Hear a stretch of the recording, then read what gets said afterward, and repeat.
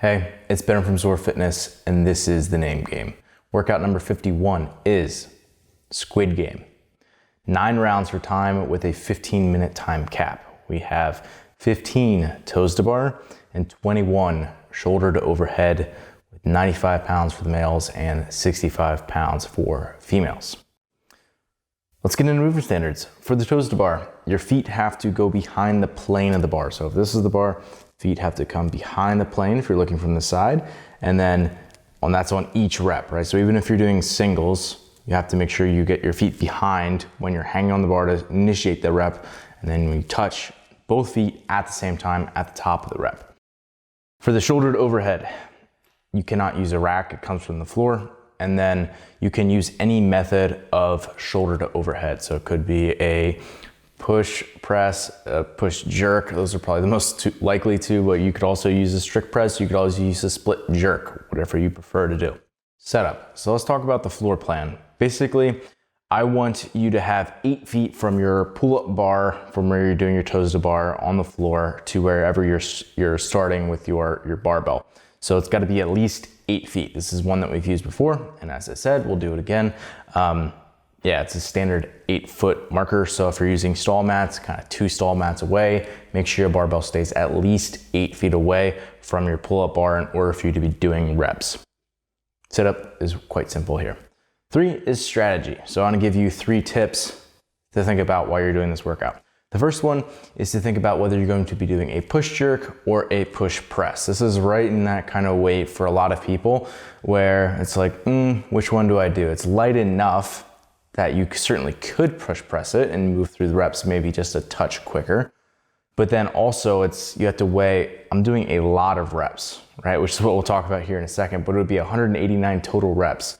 So if you think about it that way, if you're actually getting through that work, it's a lot, right? So that's gonna start to accumulate, and certainly grip fatigue and tricep and overhead fatigue is really gonna play a role in this. So you have to think about what is sustainable for you, but then also what gets the bar moving, so then you could drop it, right? So for someone who's a little bit stronger, who can really move that bar quickly and use a lot of hip drive and barely have to lock out the weight at all, even when they're doing a push press, that might be a very good option for them, because that allows them to cycle that bar very quickly. Like that change of direction is gonna happen very fast, and it's gonna minimize the amount of fatigue that they get accumulated just from holding the bar, or that time under tension. So it will minimize time under tension, but it'll probably be slightly more taxing. I don't really think it's right or wrong. I think it's more of a personal preference. If you have a not as good overhead position, I was gonna say crappy overhead position, but if your overhead position isn't as great or is not as refined, you don't have great mobility, then you'll probably also opt for a push press rather than a push jerk, where if you're very efficient, you have great positions, but you don't have great tricep ability, then it makes sense to push jerk. So that's the first tip. Tip number 2 is that volume dictates pace. So the more volume you have, the slower you have to go. So if you're rowing 8K versus 2K, you're gonna row 8K slower because you have more volume that you have to get through. This is a very simple principle. So if we think about the volume in this workout, if you were to do the entire workout, this would mean you were going just faster than 90 seconds a round. So if it was 10 rounds, it would at a 15-minute cap, that'd be 90 seconds. So it's just a little bit slower than the 90-second mark per round, which is actually still, again, a pretty fast turnover considering just the number of reps that are here. But if you were to do the entire thing, as I mentioned, it would be 189 shoulder to overheads, and then it would be 135 toes to bar, which is a lot, right? So this is definitely like right on the edge of functional volume for both of these relative to what we've seen in the open and qualifiers in the past. But it's something that at this point in our season, we should be more prepared for handling, or you just won't be able to get that deep in the workout because your fitness isn't that high yet. But for my athletes who have been prepping for these kinds of workouts, this should be within your capacity to at least express across those 15 minutes the best you can, if not actually finishing this workout. Again, I didn't necessarily say, hey, this is the pace you should hold, because that's just something that you need to be thinking about on your own and figuring out, okay, if I have, probably well over 100 toes to bar that I have to do in this workout, how am I gonna start to break those up if I have sets of 15? Maybe I'll go 6, 5, 4, or just stick with 5s the whole way across. Or maybe I'll do 8 and 7 if I'm pretty proficient at toes to bar, right? Just thinking about, okay, how am I gonna break this up?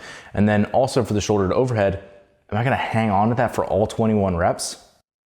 Again, each time you drop it, that means you have to do an extra power clean just to be able to get it up to your shoulders to do the shoulder to overhead. So of course you're incentivized to do a bigger set. Again, if you're someone who's really strong and powerful, you might just hold on to that the entire time, go the entire 21 unbroken, and then take a little bit longer rest before you go on your toes to bar. I think for a lot of people, it would be smart to break this into 2 sets. I think that would be kind of a better way to do it, where you get at least 50% of the reps done in that first set. So maybe you do 11 and 10, or you could do 12-9 or something, right? Something along those lines where you get a big chunk of the work done and then you can kind of move on after a short break.